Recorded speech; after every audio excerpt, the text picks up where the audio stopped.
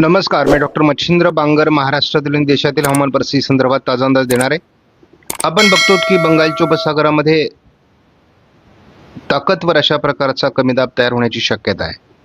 परंतु त्याचा मार्ग हा तसा म्यानमारच्या दिशेने असल्यामुळे भारतावर फार परिणाम होणार नाही. परंतु भारतात येणाऱ्या बाष्पयुक्त वाऱ्यांमुळे 1010 हेक्टोपास्कलपेक्षा जर हवेचा दाब महाराष्ट्रात कमी झाला तर त्या ठिकाणी ढगाळ परिस्थिती ओढली जाणार आहे आणि त्यामुळे वातावरण बदलू शकतं.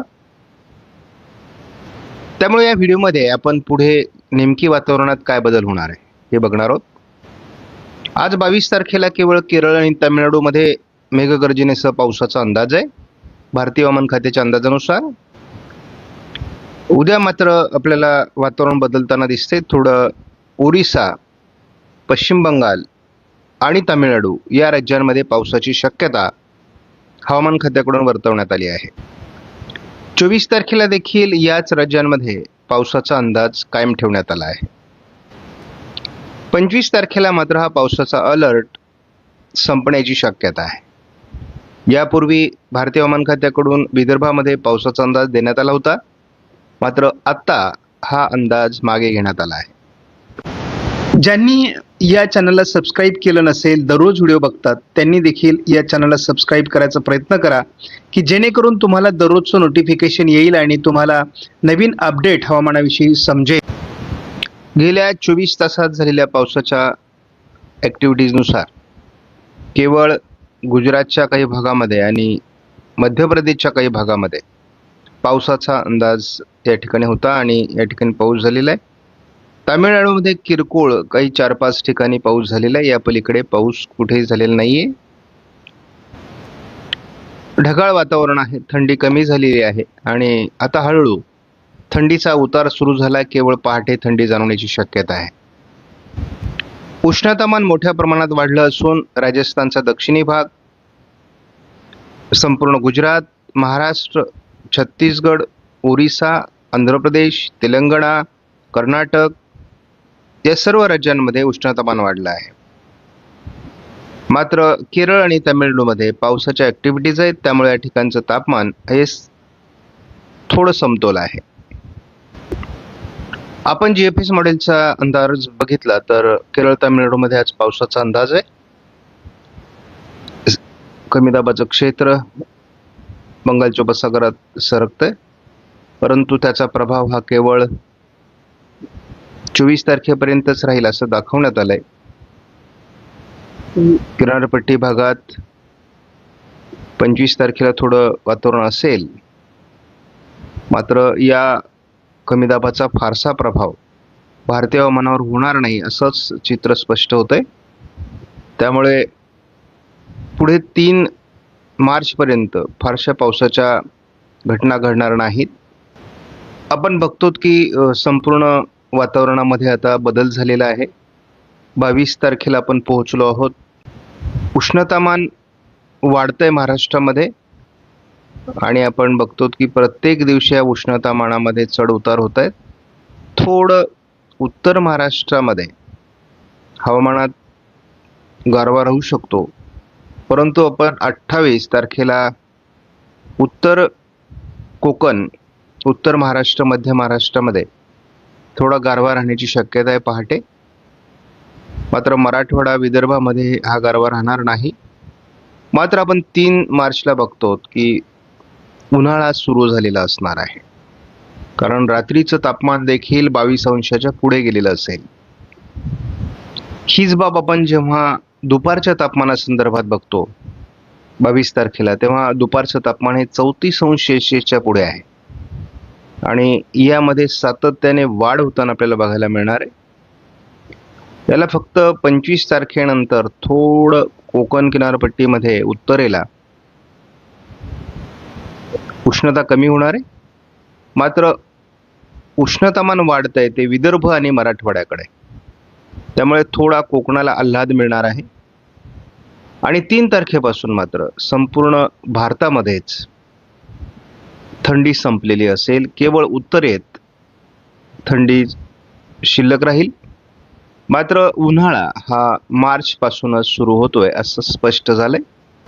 आपला अंदाज जवळपास 8 मार्चपर्यंत पोहोचला आहे आणि आज आपण ब्लॉग चॅनलच्या माध्यमातून संपूर्ण मार्च महिन्याचा अंदाज देणार आहोत.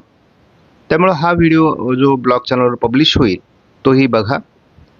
आपण दिलेल्या अंदाजानुसार बंगालच्या उपसागरात तयार होणारी हवामान प्रणाली ही विरुद्ध दिशेने सरकणार आहे आणि तशीही 2 दिवसात ती संपुष्टात येण्याचे देखील अनेक मॉडेल आता अंदाज देऊ लागले आहे. त्यामुळे केवळ ढगाळ परिस्थिती निर्माण होईल. महाराष्ट्रात पावसाचा सध्या तरी अंदाज व्यक्त होत नाही. हाच अंदाज आपण जेव्हा GFS नुसार बघतो तेव्हा देखील अंदाजात विशेष बदल नाही. AIFS मॉडेलने देखील केवळ ढगाळ वातावरण दाखवलं आहे. CFS मॉडेलचा अंदाज या ठिकाणी बरोबर येतोय.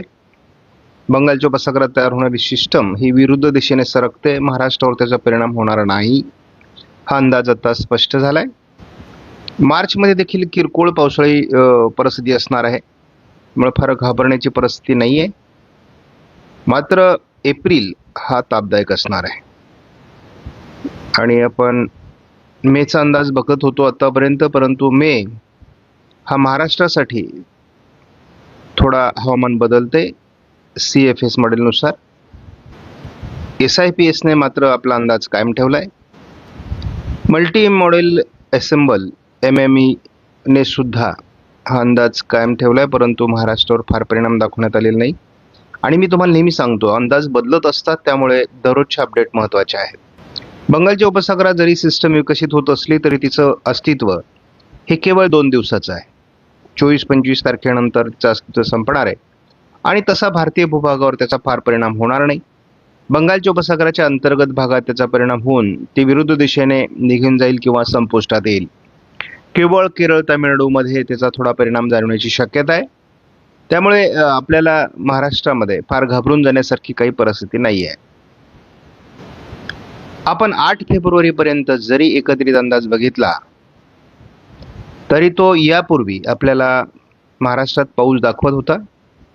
सिस्टम विरुद्ध दिशेने निघून जाणार आहे आणि महाराष्ट्रात कुठल्याही प्रकारचं पावसाळी वातावरण तयार होण्याची शक्यता आता कमी होते आहे. मात्र हे सगळं असलं तरी देखील उपसागरात सिस्टम बनणार आहे, ती विरुद्ध दिशेने जाणार आहे. 4-5 दिवस ती बंगालच्या उपसागरात देखील असणार आहे. त्यामुळे जे काही बाष्पयुक्त वारे महाराष्ट्रावर येतील ती ढगाळ परिस्थिती निर्माण करणार आहे. त्यामुळे आपल्याला या मॉडेलच्या माध्यमातून ढगाळ परिस्थितीचा अंदाज घेणं आवश्यक आहे. आपण बघतो आज देखील आपल्याला महाराष्ट्रामध्ये ढगाळ परिस्थिती बघायला मिळेल. उद्याही हलक्या स्वरूपाची ढगाळ परिस्थिती असेल. मात्र एक बाब लक्षात घ्या, जी ढगाळ परिस्थिती 24 तारखेची आहे ती थोडी वेगळ्या प्रकारची आहे आणि त्यामुळे थोडा शिडकावा काही जिल्ह्यांमध्ये होऊ शकतो, कारण ढग पावसास अनुकूल आहे. मात्र आपण 23, 24, 25 तारखेला महाराष्ट्रात पावसाचा अंदाज देऊन व्हिडिओ प्रसिद्ध केलेले आहेत. मात्र आता या अंदाजात बदल झाल्यामुळे हा बदल देखील शेतकऱ्यांनी लक्षात घेणं आवश्यक आहे. पुढे देखील महाराष्ट्रात ढगाळ परिस्थिती राहील, परंतु पावसाची शक्यता नाही. 3 तारखेला एक सोलापूर, बार्शी, लातूरच्या दरम्यान पावसास अनुकूल ढग निर्माण होण्याचा आत्ताचा अंदाज आहे. 3 तारखेला काय परिस्थिती असेल ते आपल्याला दररोजच्या अपडेटमध्ये बघायला मिळेल. मात्र एक लक्षात घ्या की ही महाराष्ट्रात ढगाळ परिस्थिती का निर्माण होते, तर त्याचं हे एक उदाहरण म्हणून तुमच्यासमोर मांडतो. 1005 हेक्टोपास्कलचा हवेचा दाब विदर्भामध्ये तयार होतोय आणि मग त्यामुळे पुन्हा ढगाळ परिस्थिती महाराष्ट्रात निर्माण होणार आहे. 1000 पेक्षा कमी हेक्टोपास्कलचा जर हवेचा दाब झाला तर त्या ठिकाणी वादळ निर्माण होतं आणि आत्ताची जी परिस्थिती आहे ती 1005 हेक्टोपास्कलची आहे. ही केवळ ढगाळ परिस्थिती खेचण्यासाठी अनुकूल असते.